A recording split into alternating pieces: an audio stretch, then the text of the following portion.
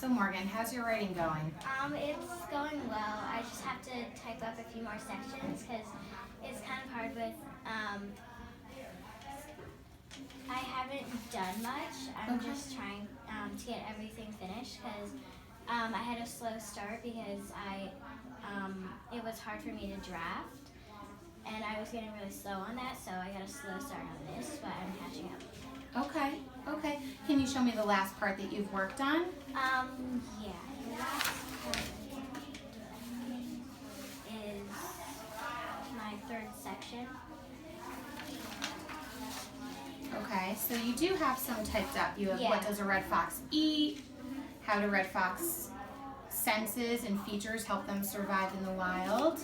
Okay, so one thing you're doing really well as a writer, Morgan, is you're including a lot of information, a lot of facts and specific details into your writing.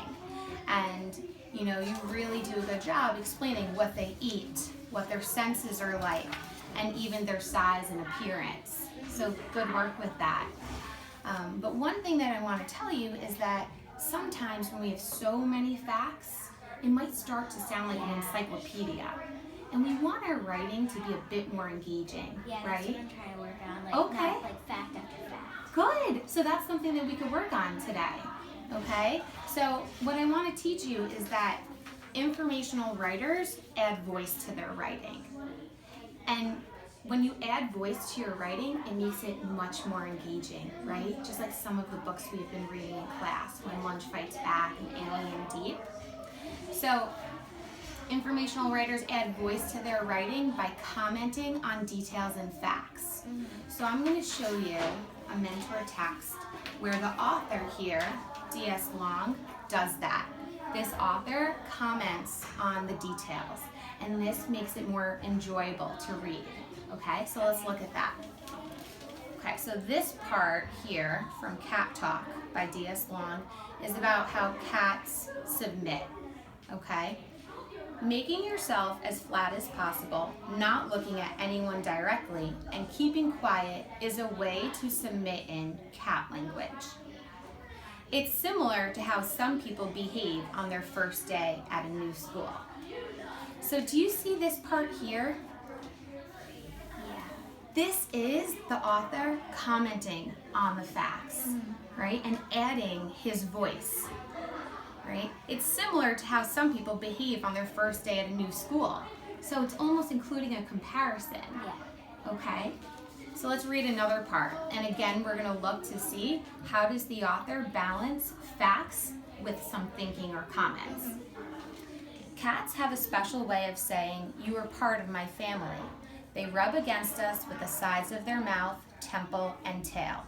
They sit down and lick themselves. When your cat does this to you, it is marking you with its scent. Afterward, it licks its own fur to taste your scent.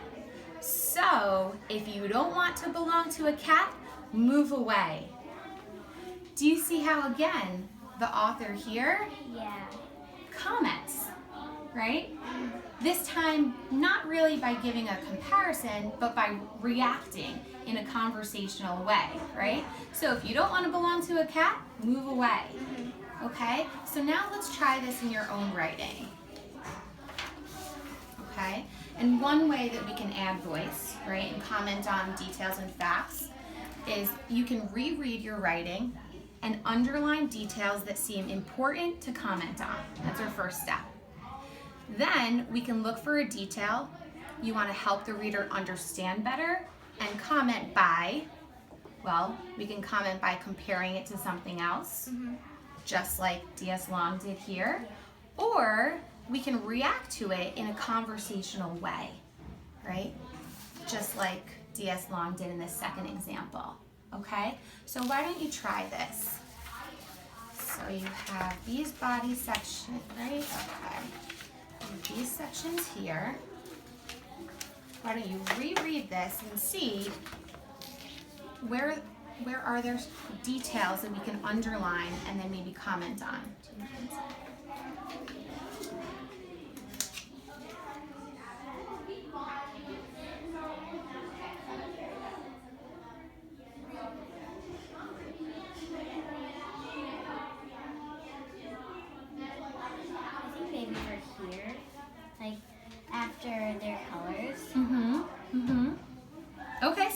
underline that that's a detail we can consider.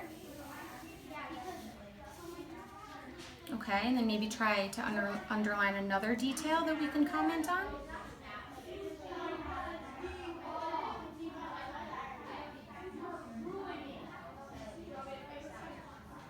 Maybe how much it weighs. Yeah, Or how long it is.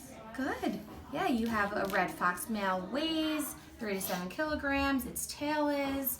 Okay, so now that we've done this, well, let's think, how can we comment so that the reader can better understand these important details? Can we compare it to something else or react to it in a conversational way?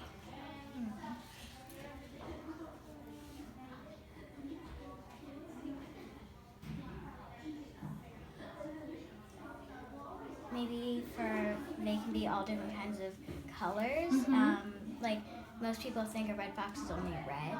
So Great, good. So notice that now you're adding some of your own thinking, right? You're speaking to the reader, almost having a conversation with them, Yeah. just like D.S. Long did in the cat talk example, okay? So write that out, and then you can add that to your draft.